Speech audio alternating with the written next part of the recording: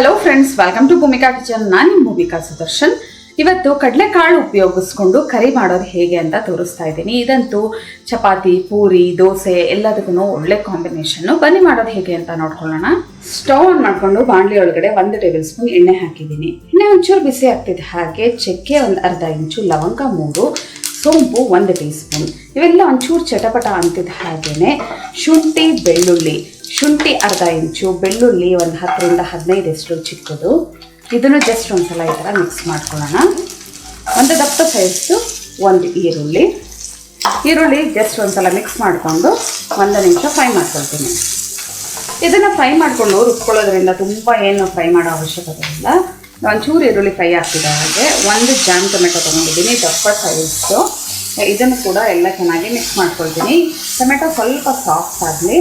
ನೀವು ಅನ್ಕೋಬೋದು ಬ್ಲೈಂಡ್ ಅವರು ಹೇಗೆ ಅಡುಗೆ ಮಾಡ್ತಾರೆ ಇಷ್ಟು ಕರೆಕ್ಟಾಗಿ ಅಂತ. ಈಗಾಗಲೇ ನೀವೇ ನೋಡಿದ್ರಲ್ಲ, ನಾನು ಬಾಣಲಿ ಒಳಗಡೆ ಎಣ್ಣೆ ಹಾಕಿ ಏನು ಸೋಂಪು ಚಕ್ಕೆ ಎಲ್ಲ ಹಾಕಿದಾಗ ಎಣ್ಣೆ ಒಂದು ಕಡೆ ಇತ್ತು, ಈ ಸೋಂಪು ಚಕ್ಕೆ ಒಂದು ಕಡೆ ಇತ್ತು. ನಾನು ಹಿಂಗೆ ಸ್ಪ್ಯಾಚುಲ ಅಲ್ಲಾಡಿಸ್ಬೇಕಾದ್ರೂ ಸಿಗ್ತಾ ಇರಲಿಲ್ಲ.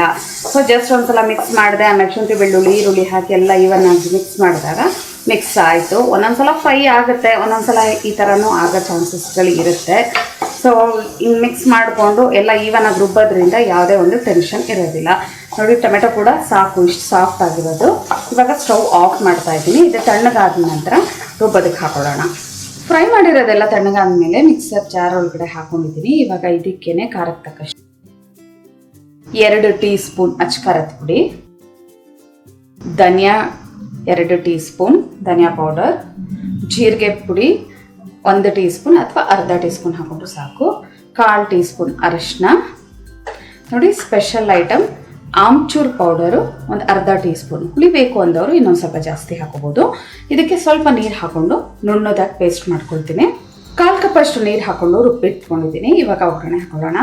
ಸ್ಟವ್ ಆನ್ ಮಾಡಿಕೊಂಡು ಕುಕ್ಕರ್ ಒಳಗಡೆ 2 ಟೇಬಲ್ ಸ್ಪೂನ್ ಎಣ್ಣೆ ಹಾಕಿದ್ದೀನಿ. ಎಣ್ಣೆ ಒಂಚೂರು ಬಿಸಿ ಆಗ್ತಿದ್ದ ಹಾಗೆ ಜೀರಿಗೆ ಒಂಚೂರು ಚಟಪಟ ಅಂತಿದ್ದ ಹಾಗೆ 1 ಪಲಾವ್ ಎಲೆ, ಜೊತೆಯಲ್ಲೇ 2 ಹಸಿಮೆಣಸಿನಕಾಯಿ. ಒಂದ್ಸಲ ಎಲ್ಲ ಚೆನ್ನಾಗಿ ಮಿಕ್ಸ್ ಮಾಡಿಕೊಂಡು ಇದಕ್ಕೆ ಸಣ್ಣ ಕಟ್ ಮಾಡ್ಕೊಂಡಿರೋ ಅಂಥ ಈರುಳ್ಳಿ, 1 ದಪ್ಪ ಸೈಜ್ ಈರುಳ್ಳಿ ಹಾಕೋಬೇಕು. ಈರುಳ್ಳಿ ಹಾಕಿ ಎಲ್ಲ ಒಂದ್ಸಲ ಚೆನ್ನಾಗಿ ಫ್ರೈ ಮಾಡ್ಕೊಳ್ತೀನಿ. ಈರುಳ್ಳಿ ಒಂದು ಸ್ವಲ್ಪ ಕಲರ್ ಚೇಂಜ್ ಆಗೋವರೆಗೂ ಫ್ರೈ ಮಾಡ್ಕೊಳ್ಳೋಣ. ಈರುಳ್ಳಿ ಫ್ರೈ ಆಗಿರೋದು ಒಳ್ಳೆ ಘಮ ಬರ್ತಾ ಇದೆ. ಲೈಟಾಗಿ ಕಲರ್ ಕೂಡ ಚೇಂಜ್ ಆಗಿರ್ಬೋದು ಅಂದ್ಕೊಳ್ತೀನಿ. ಇವಾಗ ರುಬ್ಬಿರೋಂಥ ಮಿಶ್ರಣನ ಹಾಕ್ತೀನಿ. ಇದಕ್ಕೆ ನಾನು ಸ್ವಲ್ಪ ನೀರು ಹಾಕೊಂಡು ಹಾಕ್ತೀನಿ.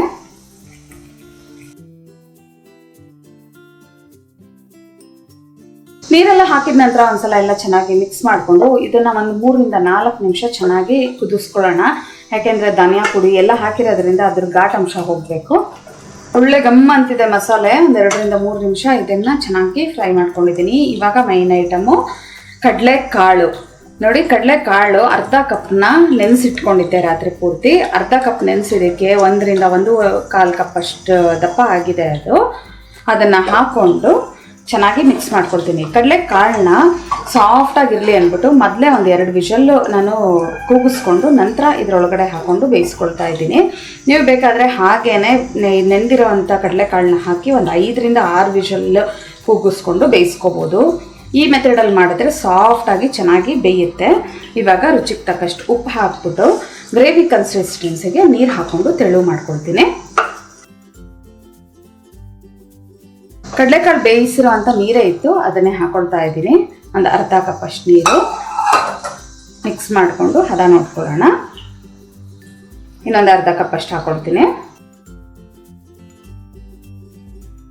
ನೋಡಿ, ಇಷ್ಟು ತೆಳುವಾಗಿರಲಿ ಇದು ಬೇಯಬೇಕಾದ್ರೆ. ನಂತರ 1-2 ಕುದಿ ಕುದಿಸ್ಕೊಂಡ್ರೆ ಆಟೋಮೆಟಿಕ್ಕಾಗಿ ಗಟ್ಟಿ ಬಂದ್ಬಿಡುತ್ತೆ. ಕೊನೆಯಲ್ಲಿ ಸಣ್ಣಗೆ ಹೆಚ್ಕೊಂಡಿರೋಂಥ ಕೊತ್ತಂಬರಿ ಸೊಪ್ಪು 1 ಟೇಬಲ್ ಸ್ಪೂನ್. ಒಂದ್ಸಲ ಮಿಕ್ಸ್ ಮಾಡಿಕೊಂಡು ಲಿಡ್ ಕ್ಲೋಸ್ ಮಾಡಿಕೊಂಡು 2 ರಿಂದ 3 ವಿಷಲ್ ಕೂಗಿಸ್ಕೊಳ್ತೀನಿ. ಆದಷ್ಟು ಮೀಡಿಯಮ್ ಟು ಲೋ ಫ್ಲೇಮಲ್ಲಿ ಕೂಗಿಸ್ಕೊಳ್ಳಿ, ಆವಾಗ ಸಾಫ್ಟಾಗಿ ಚೆನ್ನಾಗಿ ಬೇಯುತ್ತೆ. ಪ್ರೆಷರ್ ಬಿಟ್ಟಿದೆ. ಸ್ಟವ್ ಆನ್ ಮಾಡಿಕೊಂಡು ಇನ್ನೊಂದು 2-3 ಕುದಿ ಕುದಿಸ್ಕೊಳ್ತೀನಿ. 2 ನಿಮಿಷ ಇದನ್ನು ಕುದಿಸ್ಕೊಂಡೆ. ಕೊನೆಯಲ್ಲಿ ಒಂಚೂರು ಕೊತ್ತಂಬರಿ ಸೊಪ್ಪು, ಒಂದು ಅರ್ಧ ಟೇಬಲ್ ಸ್ಪೂನ್ ಅಷ್ಟು ಕೊತ್ತಂಬರಿ ಸೊಪ್ಪು ಹಾಕ್ಕೊಂಡು ಮಿಕ್ಸ್ ಮಾಡ್ಕೊಂಡಿದ್ದೀನಿ. ನೋಡೋಕ್ಕೆ ಇಷ್ಟು ತೆಳುವಾಗಿದ್ರು ಇನ್ನೊಂದು ಸ್ವಲ್ಪ ಹೊತ್ತು ಆಗ್ತಾ ಕಡಲೆಕಾಳಾಗಿರೋದ್ರಿಂದ ಗಟ್ಟಿ ಆಗ್ತಾ ಬರುತ್ತೆ. ನೋಡಿ ಅವಾಗಿದ್ದ ತೆಳುಗು ಅಂಶಕ್ಕೂ ಇವಾಗಲಿಗೂ ಎಷ್ಟು ತಿಕ್ಕಾಗಿದೆ.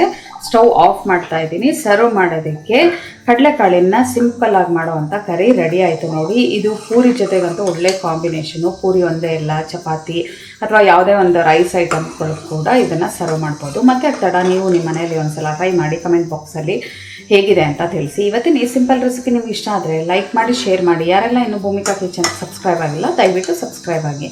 Thanks for watching.